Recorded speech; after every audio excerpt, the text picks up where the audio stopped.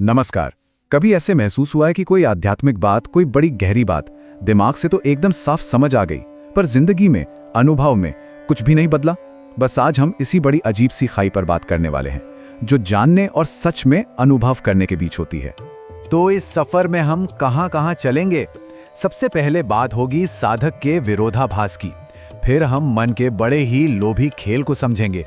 इसके बाद देखेंगे कि जानकारी और सच में जानना क्या होता है। शास्त्र सोना है या कसौटी, इस पर भी बात होगी।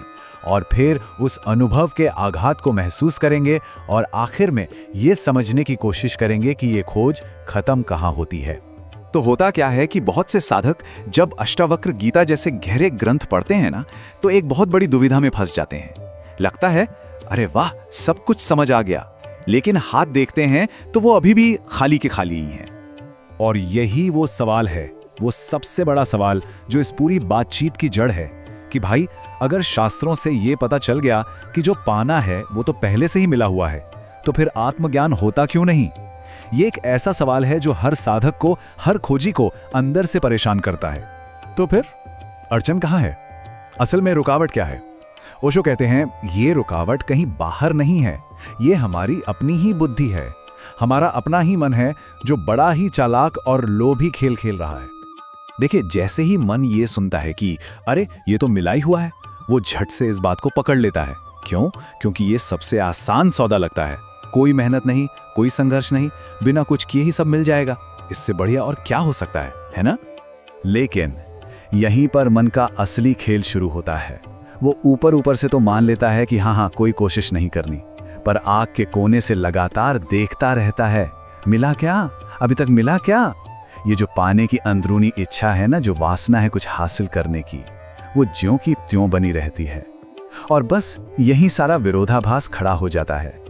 मतलब समझिए, हमें आत्मज्ञान नहीं चाहिए, हमें उसे पाना है। और ये जो पाने की इच्छा है, यही सबसे बड़ी बाधा है। यही है मन का लोभी खेल।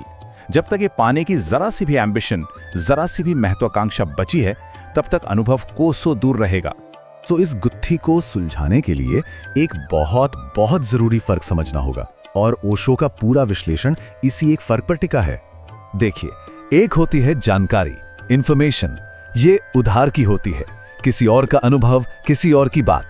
ये आपको एक पंडित बना सकती है, एक तोता जो शास्त्रों को रट रट कर दोहराता है। लेकिन दूसरी तरफ है जानना, नोइंग। ये अपना होता है, खुद का अनुभव। ये कोई बौद्धिक निष्कर्ष नहीं, ये एक ऐसा रूपांतरण है जो आपको पूरी तरह बदल देता है। जानकारी शब्दों का जाल बनाती है, एक बोझ बन जाती है, जबकि जानना आपको उस सत्य की सुंदरता दिखाता है। वो आजादी है, मुक्ति है। तो सवाल उठता है कि फिर इन शास्त्रों का क्या करें? इन ग्रंथों का हमारी यात्रा में क्या रोल है? क्या ये सब बेकार हैं? नहीं, बिल्कुल नहीं।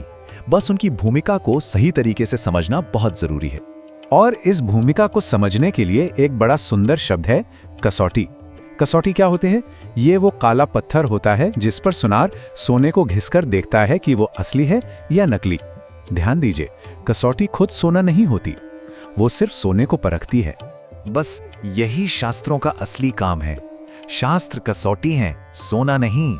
उन्हें अपने पास रखना है, लेकिन उन्हें ही खजाना समझने की भूल नहीं करनी है। वो आपके अनुभव को परखने का एक जरिया है, वो खुद अनुभव नहीं है।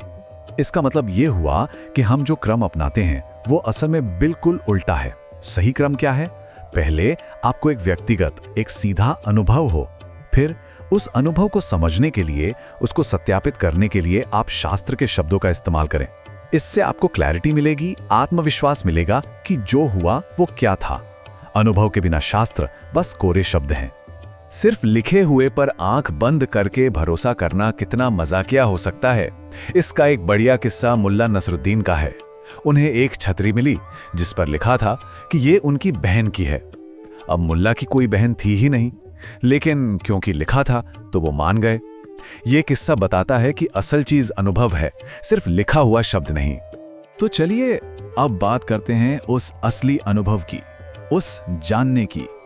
जब वो पल आता है तो वो कोई शांत दिमागी चीज नहीं होती, नहीं, वो एक गहरा आघात होता है, एक शॉक जो आपको अंदर तक हिलाकर रख देता है। ओशो एक बहुत पावरफुल अनुभव का जिक्र करते हैं।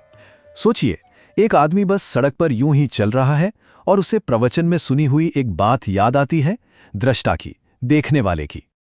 और बस जैसे ही ये दिमागी ख्याल एक अनुभव की हल्की सी झलक में बदलने लगा, उसके पैर कांपने लगे, उसका पूरा शरीर, उसका पूरा होना कांप गया।